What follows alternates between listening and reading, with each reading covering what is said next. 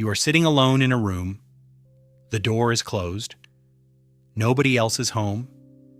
And then, without any reason at all, the back of your neck goes tight. Your shoulders pull in. Some quiet part of you is suddenly certain that you are not alone. You turn around. Of course, there is nothing there. There is never anything there. You laugh at yourself, a little embarrassed, and you go back to what you were doing. But the real answer is far stranger than an overactive imagination. That feeling is not a glitch. It is one of the oldest and most carefully engineered survival tools your mind has ever built, and it is working exactly as designed. Let me explain. Your brain is not a camera. It does not simply record the world and show it to you. It is a prediction machine. Every second of your life, it is guessing what is about to happen and bracing for it before it arrives. Most of the time, those guesses are so accurate that you never notice they were guesses at all. But one guess matters more than all the others. Is something out there watching me right now? For almost the entire history of your species, the answer to that question was the difference between living and dying. Picture your ancestor on an open grassland 100,000 years ago. Tall, dry grass in every direction. Somewhere in that grass maybe is a leopard. Maybe not. The eyes are hidden. The body is still. There is no proof either way. Now your ancestor has a choice. Assume nothing is there and keep walking. Or assume something is there and freeze. Think about the math of that choice. If they assume nothing is watching and they are right, they save a little energy.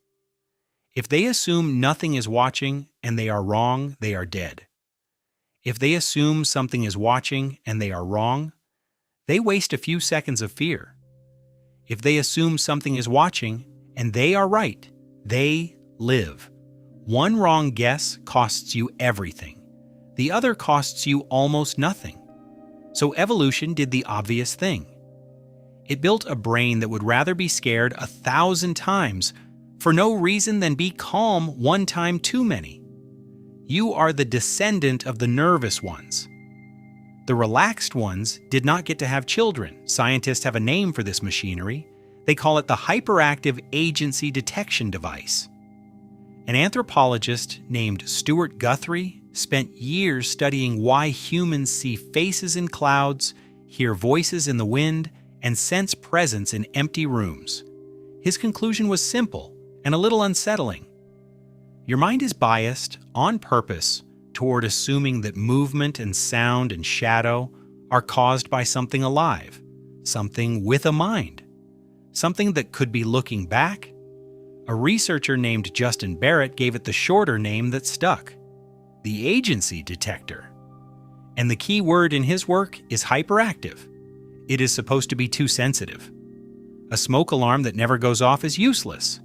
A smoke alarm that occasionally screams at burnt toast is annoying, but it will save your life the one night it matters. Your sense of being watched is that alarm wired directly into your nervous system. So when you feel eyes on the back of your neck in an empty house, your brain is not malfunctioning. It is running a script that kept your family line alive for 2 million years. But here's where it gets stranger. Your brain does not just detect watchers in general, it is obsessed with one specific thing: eyes. And not just any eyes.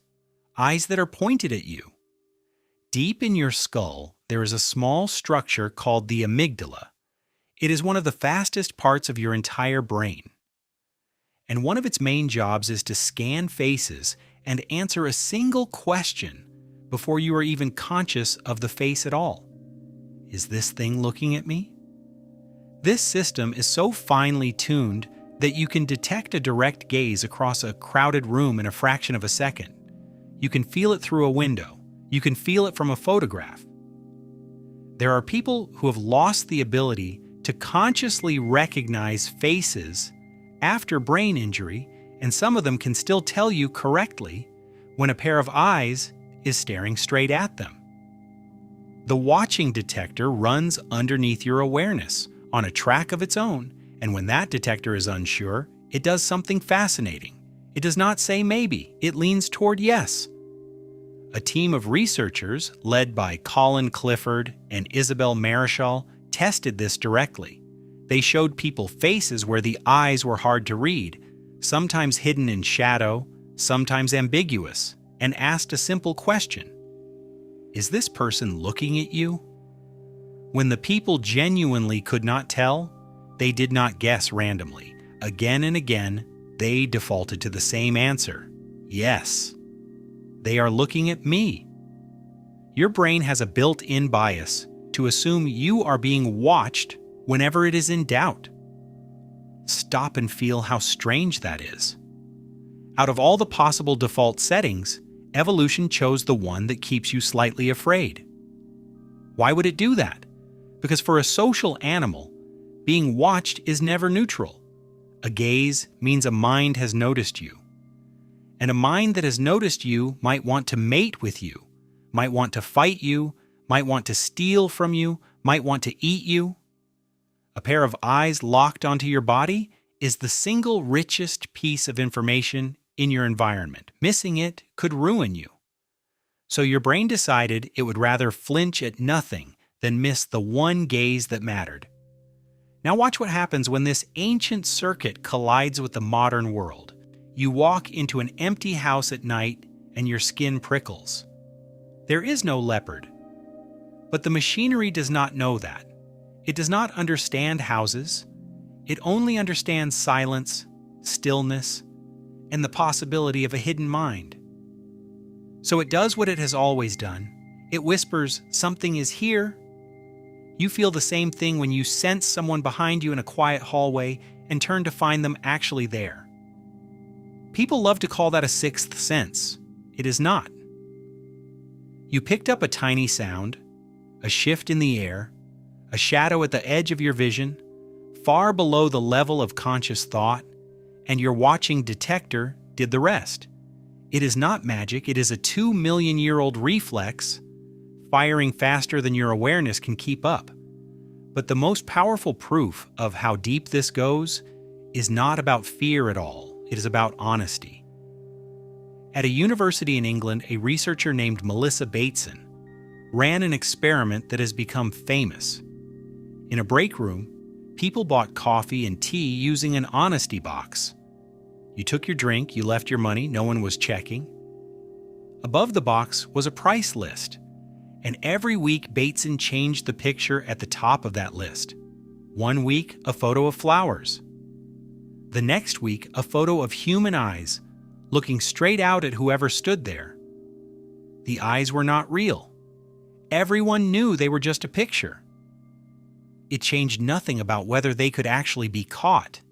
And yet, on the weeks the eyes were watching, people paid nearly 3 times as much money for their coffee. 3 times? Just from a photograph of eyes. A piece of paper. No mind behind it at all. But the ancient detector in every one of those people did not care. It saw eyes pointed at the body, and it did the only thing it knows how to do. It made them behave as if they were being seen. Think about what that means. You carry a watcher inside you. It does not need a real person to activate. It does not even need real eyes.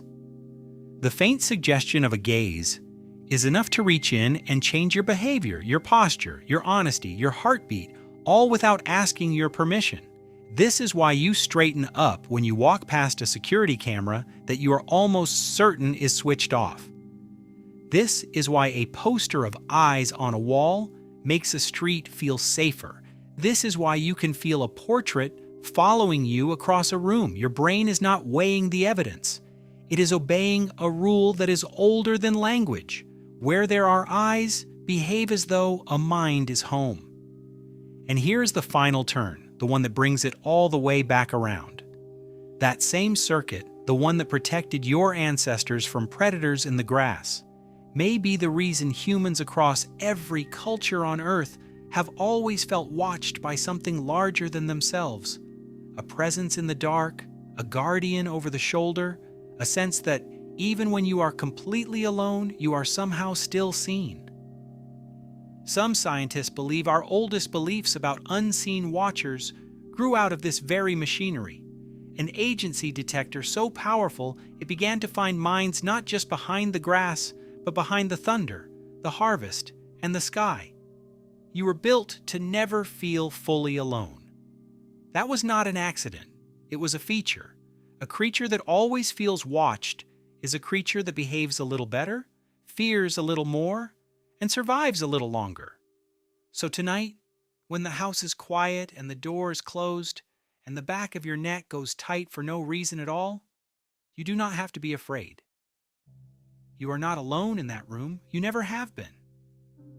You carry the watcher with you in the oldest part of your mind, and it has been keeping its eyes on you your entire life.